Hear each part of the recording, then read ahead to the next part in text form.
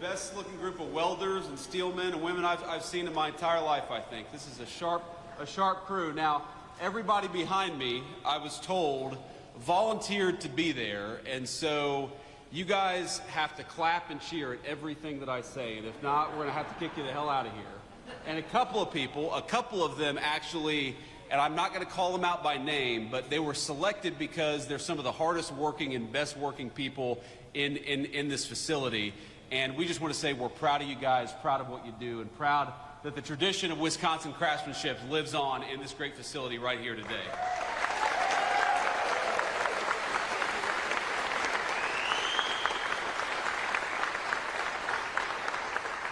Now, before we get started here, and I want to talk about the big, beautiful bill, I want to give a few notes of appreciation and gratitude. So, first of all, I think this is probably the third or fourth time I've been to La Crosse, Wisconsin. I came here a lot during the campaign. It was always great to be here, and I joked that you all would get sick of me, but I would come back as Vice President of the United States, and I'm proud that I got to keep that promise, thanks to you.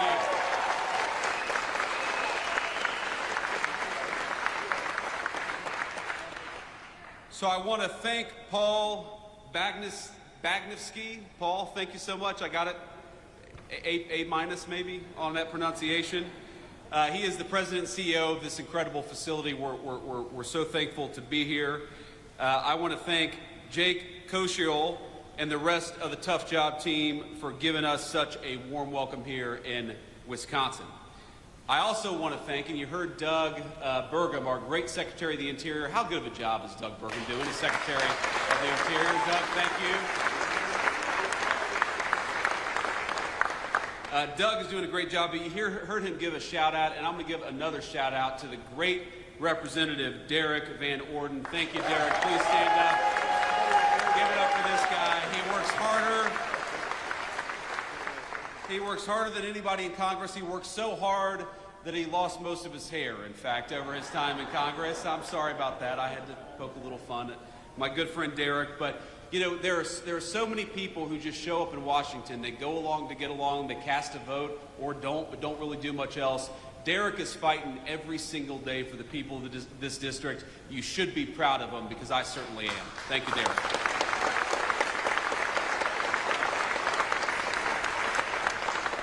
And I guess we've got the senior class from Luther High School. Where are all the Luther High School students? Where are y'all at? Thank you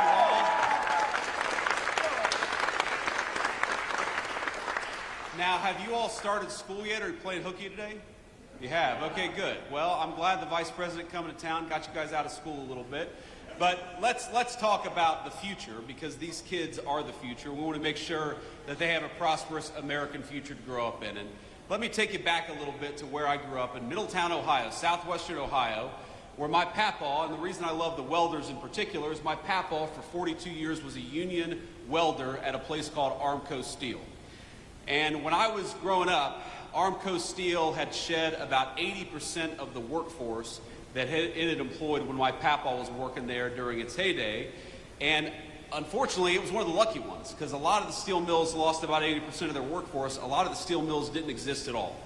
And I think that what happened is that for those of us who grew up in those factory towns, we were so used to seeing those proud, big, beautiful factories, seeing the night sky lit up with that furnace. We were proud of what our parents and our grandparents made every single day. And of course, they were proud to earn the kind of a job that enabled them to provide us a good life. And what happened? Thanks to a generation of failed politicians and stupid decisions, those factories closed down one by one by one, and many of those proud towns that made us who we are, ladies and gentlemen, those proud towns became ghost towns. Well, not anymore. What the President of the United States was elected on a promise to do was to bring back American manufacturing, to bring back American craftsmanship, and that is exactly what President Donald Trump is doing every single day in Washington.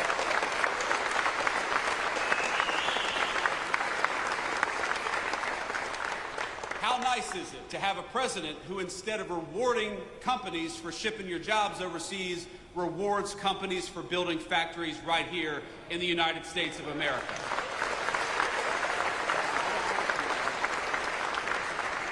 How nice is it to have a president of the United States who, instead of raising your taxes, is cutting your taxes by historic margins every single day, as we just did? For years, American leaders would ask you to work overtime, would ask you to spend even more time away from your family, and every hour that you spent at the job, they would reach further and further into your pocket. How nice is it to have a President of the United States who cut taxes on overtime, because we believe that if you spend an extra hour at work, the government ought to keep its hands the hell out of your pocket. Is that right?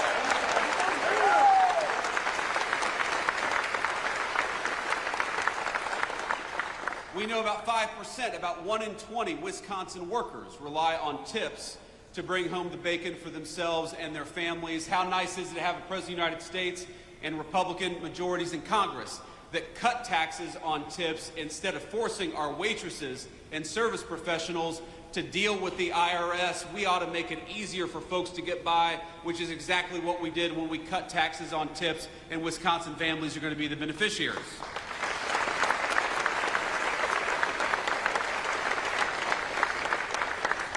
What the Working Families Tax Cuts did is very simple, ladies and gentlemen. It let you keep more money in your pocket.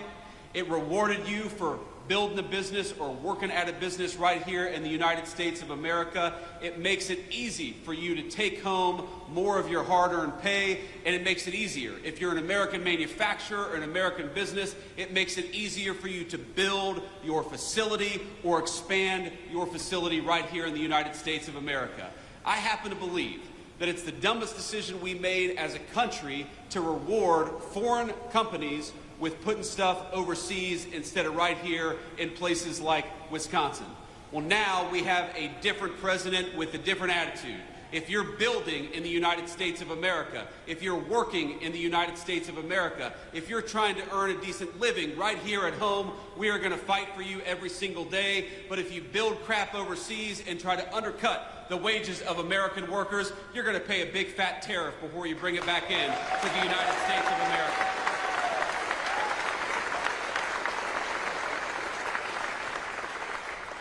Now, I was talking with a Fox News host earlier, and I'm going to embarrass him a little bit. I'm going to make him stand up and be recognized. You guys know Will Kane. Will, a lot of us watch the show. He's doing a good job. You know, what I told Will earlier is that all these problems are interconnected. Why is it that we allowed these Mexican drug cartels to bring this poisonous fentanyl into our communities? Why is it that so many people lost hope and started taking that fentanyl?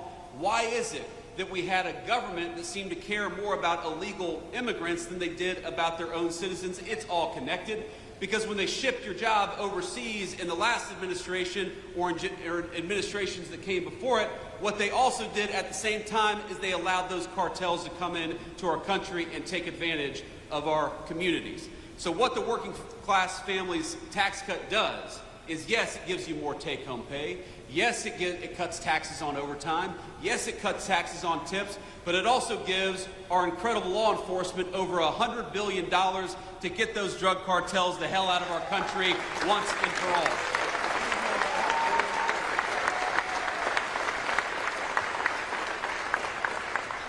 It's very simple. Donald Trump's Republican Party wants very simple things for this country. We want you to be able to earn a good living in your community. We want you to be able to walk down a city street in broad daylight without getting mugged. We want you to be able to take your family out to a nice meal wherever you want to without the fear of violence from criminals, whether they're domestic criminals or international drug cartels. If you work hard every single day, you ought to take as much of your hard-earned pay home as possible. And if you want to raise your children in security and comfort, you ought to send them to a school that gives them a good education instead of an indoctrination. These are very simple things, ladies and gentlemen, and all we needed was better leadership in Washington to deliver it.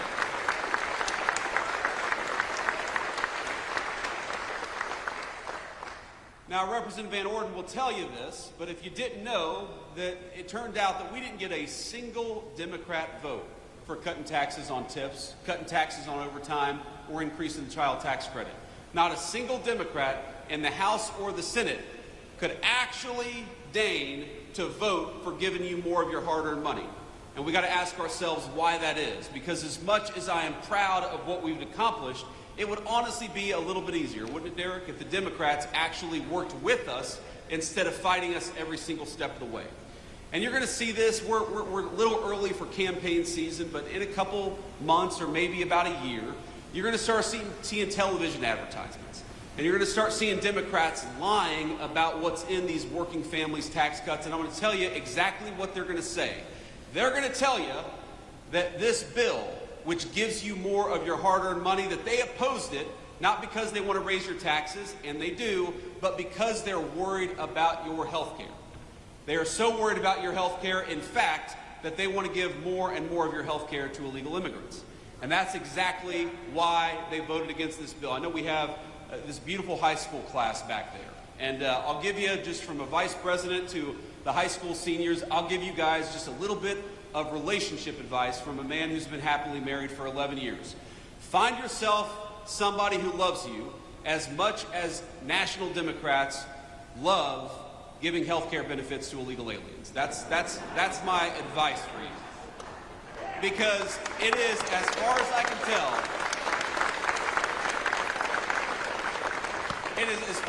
tell, the reason why the National Democratic Party exists. Do you know that this bill makes tens of billions of dollars in investments in our rural health care infrastructure, which was falling apart under the last administration? This legislation guarantees that hardworking Americans are going to have access to their Social Security, Medicare, and Medicaid benefits. But what this bill refuses to do, and what Republicans absolutely refuse to do, is to give your hard-earned benefits to people who don't have the legal right to be in this country to begin with. It is very simple.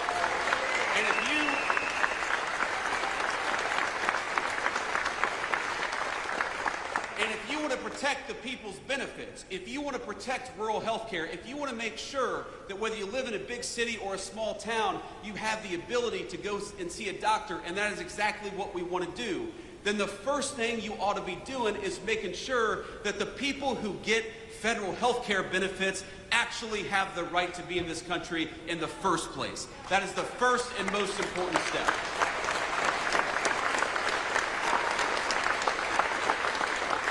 And that's what this legislation did. So don't believe the lies and don't believe the attacks. What we are doing with this legislation is giving you a tax cut and trying to rebuild the healthcare infrastructure of this country that got decimated under Joe Biden's leadership.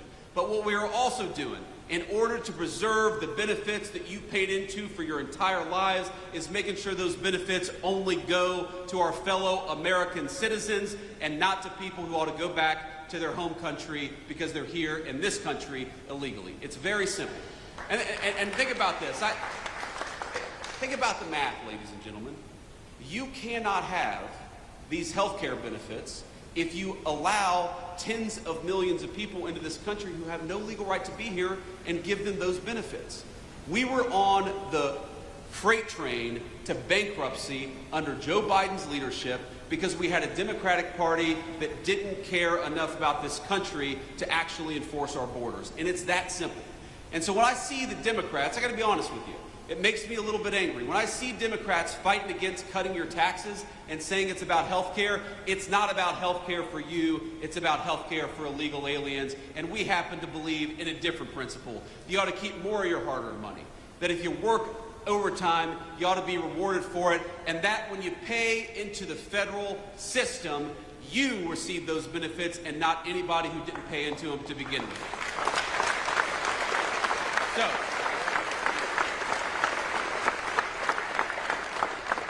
let me say just a couple more things, and then I'll hit the road, but maybe I'll take some questions. Should we take some questions from the fake news, ladies and gentlemen?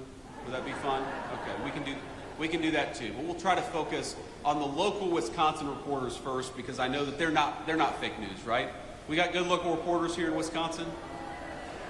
I don't know, mixed reviews based on the crowd here, but let me just say a couple more things. So this business, this manufacturing facility, I think represents the future of American craftsmanship. And I was talking to the CEO and to Jake earlier about this, but you know, there's this attitude that some people have that manufacturing, it's the jobs of the past, it's the industry of the past, that it's dirty, that it's not innovative.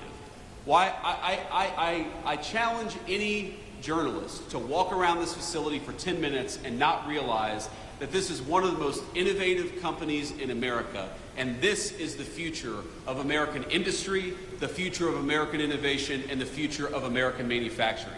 They're using artificial intelligence in this facility. They're using robotics in this facility. They're doing things that, frankly, were not even possible 20 years ago, and they're doing them in order to build a great American future. We are practically a stone's throw away from a beautiful new bridge, a bridge that is being built with American-made steel from this manufacturing facility, because we have great American craftsmen right here in Wisconsin, and we ought to fight for it.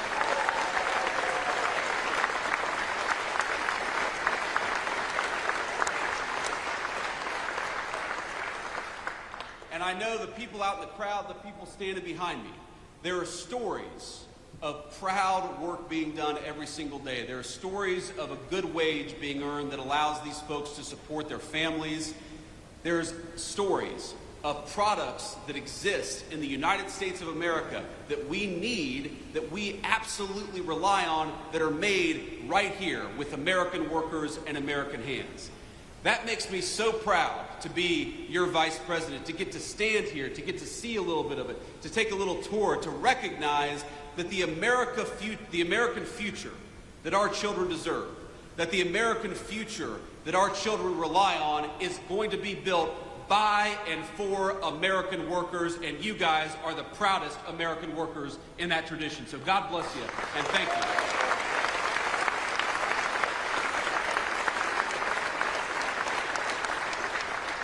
And these guys, they're proud of what they do. They're doing something amazing. They're doing something that can't be done almost anywhere else in the world. They're earning a good wage in the process. This is what makes America great. And I love my papaw. I said he was a union welder for 42 years. He was a proud man. He was a hard-working man. But my papaw, before he died, he used to tell me that, he didn't know that American manufacturing was going to be as strong in the future as it was in his time. And again, I love my papaw, but I think that's the wrong attitude. American manufacturing must be as strong in the future, or America's future will not exist without it. Do you think that our kids are going to have a future if we rely on foreign countries to make everything that we need? Do you think we're going to have a future if the pharmaceuticals that we put into the bodies of our children are made by a foreign adversary? Do you think we have a future if we can't even drive over a bridge without asking permission from some foreign country? That is no way to build a future. The way to build a future is with American workers, and I'm proud that in Wisconsin that's exactly what we're doing. So God bless you all.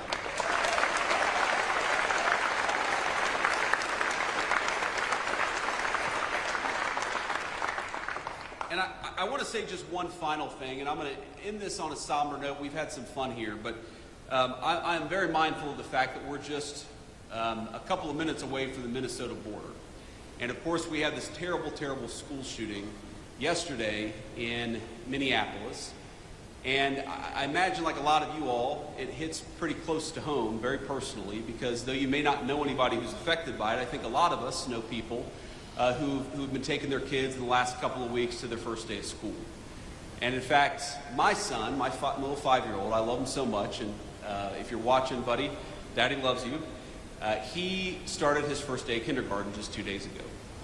And again, we're very proud of him, and we love him very much, but I know that there are a lot of families who were in their first week of school just outside of Minneapolis, and that was pierced. That incredibly pure and wonderful moment was pierced by a very vicious and a very evil person. And so I just want to say a couple of things. The first thing that I want to say is, remember, we're an American family.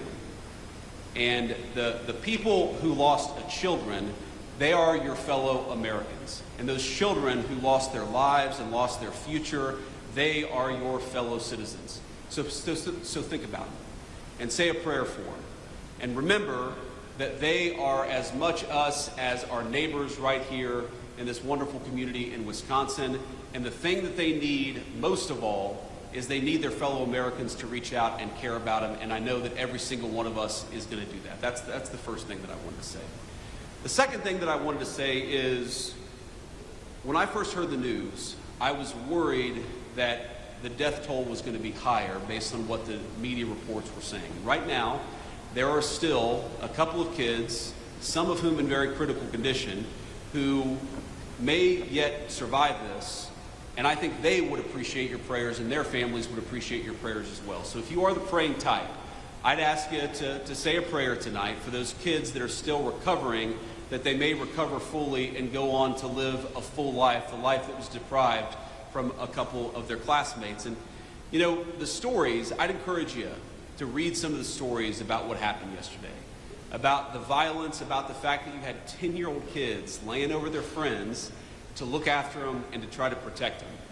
And while yesterday was an unspeakable tragedy, I'd ask you to remember that we also saw the very best of the United States of America. And to every person who protected a friend, to every first responder, to every paramedic who made it so the death toll wasn't higher, we love you, we're proud of you, and we'll never forget the great American spirit that you showed yesterday.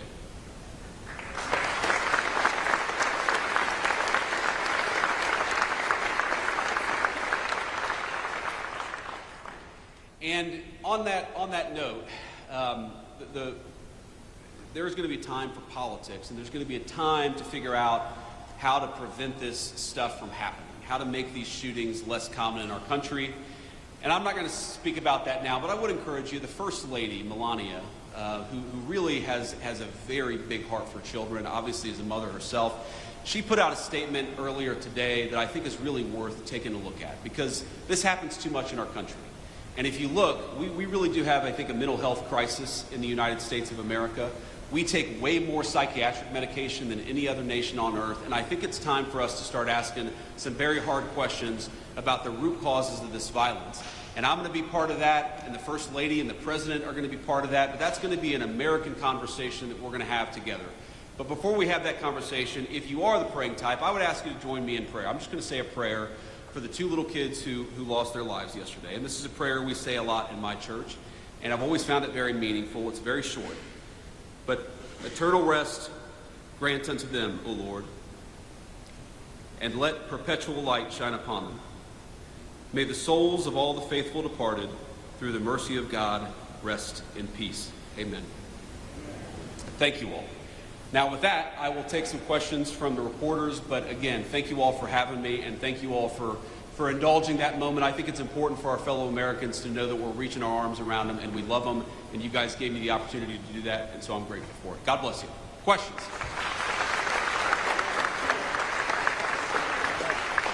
Caden Perry, La Crosse Tribune, local reporter. I'm curious, a lot of investments in the steel industry in this nation, especially the signing of the Nippon and U.S. Steel merger in Pennsylvania, a lot of those investments seem to be going to the Rust Belt and major corporations there. Can you point to something in your policy that will help small businesses like this and others that are maybe outside of the conventional areas for the Rust Belt?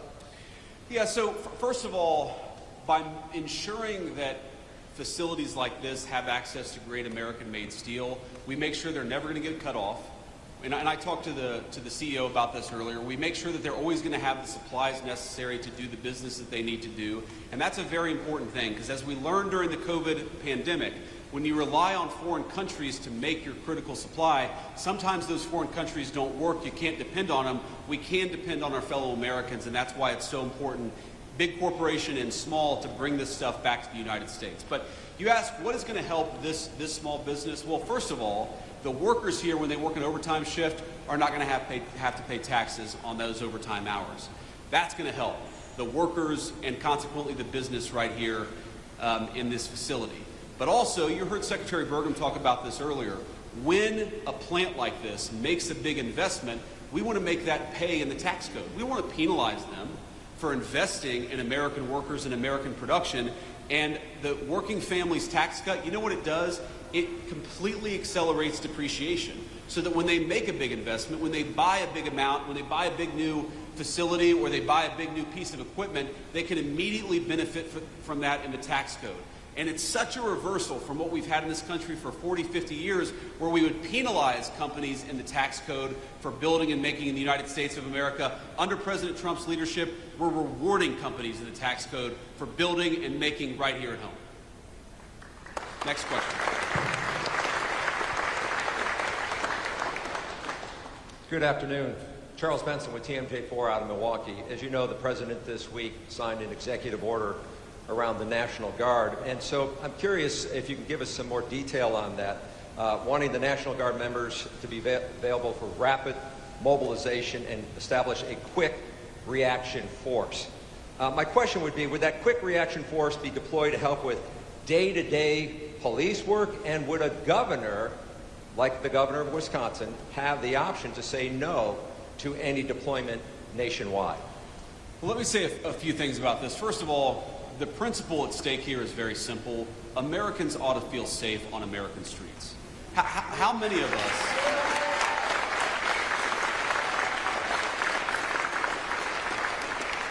How many of us have crossed to the other side of the street because there's a person on the street corner yelling and screaming at our kids or at our family? How many people have felt scared to walk down the street of an American neighborhood in daylight or at night because those streets are considered no-go zones? How ridiculous is it that we ever let there be no-go zones on streets paid for by American taxpayers? You bought those streets, you ought to be able to enjoy them as American citizens. It's very, very simple. So that is the principle at stake here. And in Washington, D.C., let's step back a little bit. Washington, D.C. got to a point where it was having a murder more than every other day. The national capital of the most powerful nation in the history of the world had a murder every other day, carjackings, armed robberies that rival literal third world countries, and the President of the United States said, this is America's city and enough is enough, and he deployed the National Guard to fix it. Now that was the right decision at the time, but I don't know how anybody can look at the results over the last 14 days and say anything other than thank God Donald Trump did what he did. Because armed robberies, carjackings, murders are down between 40 to 90%. Even the very Democratic mayor of D.C. said yesterday that she was grateful for the additional police presence because it made it possible for people, Americans, black, white, rich, and poor, to enjoy the nation's capital again. And that's what I want. I mean, all of you, Washington, D.C. is your town. You literally built it with your tax dollars. You should be able to come and go to one of these beautiful museums or see one of these incredible monuments without fear that you're going to get mugged. And that's what we have changed in just a short period of time. And you asked the Wisconsin-specific question. What the president has said is that, very simply, we want governors and mayors to ask for the help. The President of the United States is not going out there forcing this on anybody, though we do think that we have the legal right to clean up America's streets if we want to. But what the President has said is very simply is, why don't you invite us in? Is Milwaukee a super safe city right now? It's had some crime problems. It's a beautiful city. There are a lot of beautiful, incredible, hardworking people who live there, but let's be honest, Milwaukee has had some crime problems. So have other parts of our community. Chicago, I know we're not too far from Chicago. Chicago's had a lot of crime problems. Why is it that you have mayors and governors who are angrier about Donald Trump offering to help them than they are about the fact that their own residents are being carjacked and murdered in the streets? It doesn't make an ounce of sense.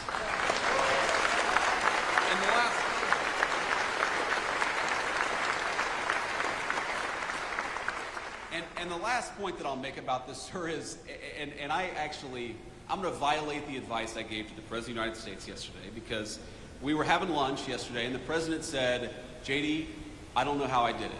I have actually got the Democrats to come out in defense of crime. And it is crazy. If Donald Trump came out tomorrow and said he really likes puppies, you would have AOC come out and say puppies are terrible.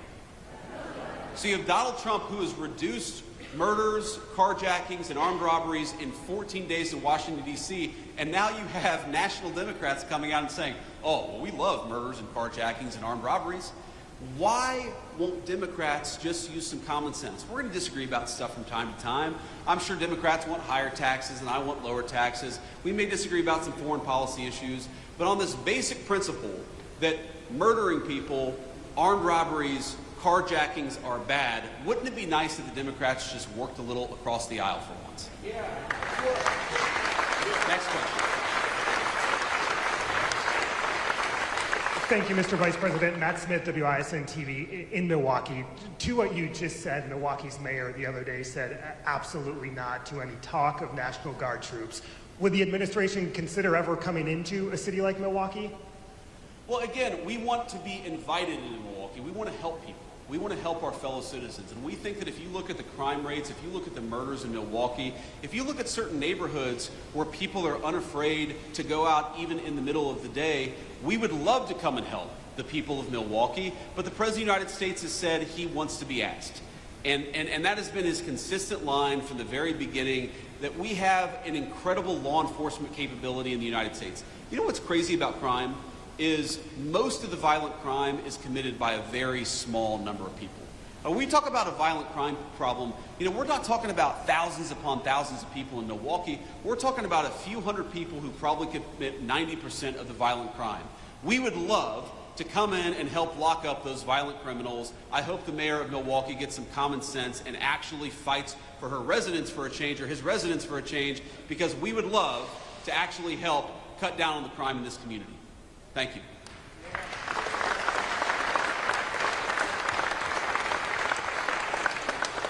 Good afternoon, Anthony DeBruzzi, Spectrum News, Wisconsin. Sticking with Milwaukee, but a little different.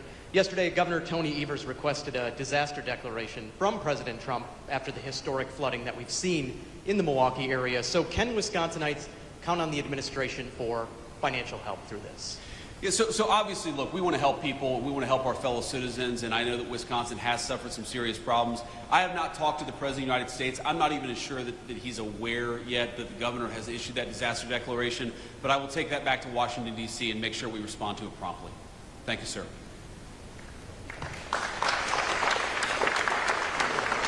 Hi, Mr. Vice President. Daniel Gomez, WEAU in Eau Claire, Wisconsin. So I see that you've been touring around the country, visiting congressional battleground districts. No different here, Wisconsin's third. You're here also garnering up some support for Derek Van Orden. So my question here is, can we expect you again next year when we actually get to the midterm elections? And will you also address other issues in Wisconsin's third district, which include agriculture, childcare, healthcare, and all these other things that impact rural, hardworking, working class Wisconsinites here? Of course. Well, do you all want to have me back next year? Is that okay?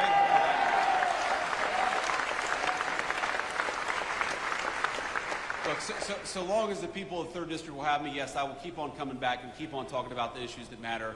Yeah, you asked about agriculture, I think rural health care, and also child care. Look, if you look at the working families tax cut, there's a lot there for agriculture. There's a lot. For example, if you buy a new tractor, you buy a new piece of farm equipment, wouldn't it be nice if you were rewarded in the tax code instead of penalized in the tax code? Well, now, thanks to the working families tax cut, you are going to be rewarded, which is why the farmers were really big and supportive and behind the legislation. We had such great support from our farming community in Wisconsin and all over the country for this legislation, I think in part because it does a lot for our farmers. You asked about health care. Look, rural health care in this country is in bad shape. It was left in bad shape by the previous administration, and this legislation, the Working Families Tax Cut, has got tens of billions of dollars to shore up our rural health care system.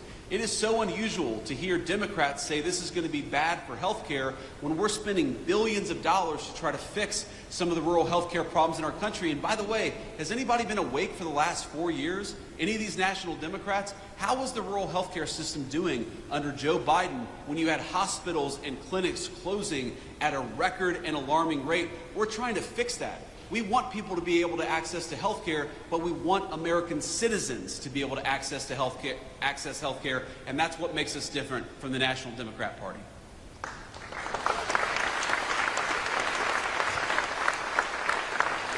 And I'll take maybe a couple more questions, then we're going to hit the road. Hi, thank you so much for taking questions from us. My name is Laura Schulte. I'm a reporter with the Milwaukee Journal-Sentinel. You've talked a little bit, about the disaster declaration, but I'm wondering, how long will Milwaukee have to wait for a disaster declaration from President Trump? Well, if I understood the question correctly, and this is the first time that I'm hearing about it, we got the request from the governor yesterday. Is that right? Okay, so I mean, it's very possible that request has not even made it to the president's desk. I mean, these things sometimes take more than 12 hours before they get to the president's desk. So what I can promise you is now that I'm aware of it, we're going to take a look at it. We're going to make sure that it gets the review that it requires. And look, we love Wisconsin.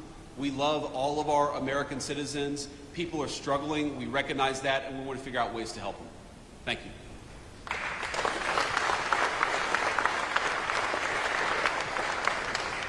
Mr. Vice President, Adam Roberts, News Radio WTMJ, also out of Milwaukee. A follow-up to that question as well. I know that you still have time to make this decision, but can you explain why President Trump or yourself did not tour the southeast Wisconsin area like was done in Texas after their historic flooding? Yeah, I can give you a very simple answer to that question is, if you remember the Texas flooding, the president did not show up until he felt like he could provide comfort and aid to some of the grieving families, but not actually be a huge distraction for law enforcement. I mean, look, it is a reality of the world that when the president or the vice president of the United States show up, there are a lot of Secret Service, there's a lot of local law enforcement. And I remember explicitly being in the Oval Office talking with the president about this. He said, I really want to go to Texas, and I really want to visit with these grieving families, but we can't do it until the local law enforcement says we can support this without affecting the recovery and other efforts. So we would love to visit, we would love to talk to people, but some of this depends on we talk with local law enforcement, and we don't just want to show up for a photo op, we want to show up and actually help, and that's what the President of the United States is focused on. Thank you, sir. And I'll do one more question before we hit the road. Jeff Murdoch, The Washington Times. So there are plenty of people, there are scores of people still in jail that have been pardoned under President Biden's auto pens. Do you think they should be released from prison? Well, I think that there's something weird about this auto pen, which is that you have a guy who even some of his own staff members said did not have the mental faculty to be President of the United States, okay? While at the same time, he allegedly signed a bunch of pardons, which we now know were signed by the auto pen. I think it raises a very difficult question about whether those pardons were actually legitimate in the first place. I mean, think about this.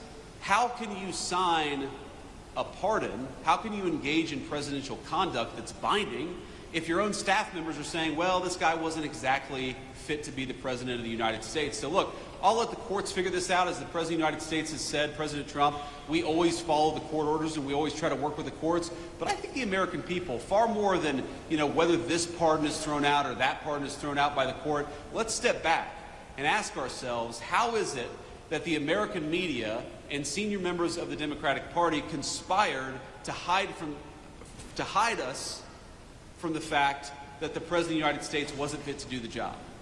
This is about more than politics. This is about more than policy disagreements. This is about if you get a phone call at 3 a.m. and there's a national security emergency, does the person who's answering the phone have the mental ability to do the job? And if the answer is no, then all of us, Democrat, Republican, and Independent, have been defrauded. And I think the Biden presidency is a big, fat example of the American media defrauding the American people.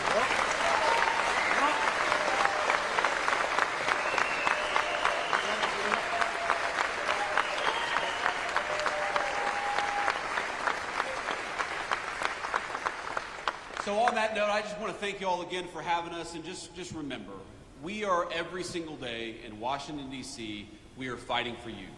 We're fighting for your jobs, we're fighting for your wages, we're fighting for low taxes for you and your families, we're fighting for rural health care. We believe that the most important thing the President of the United States can do is put the interests of Americans first. That is what we have done for 7 months, and we'll keep on doing it for the next 3.5 years. God bless you all. Thank you for having me.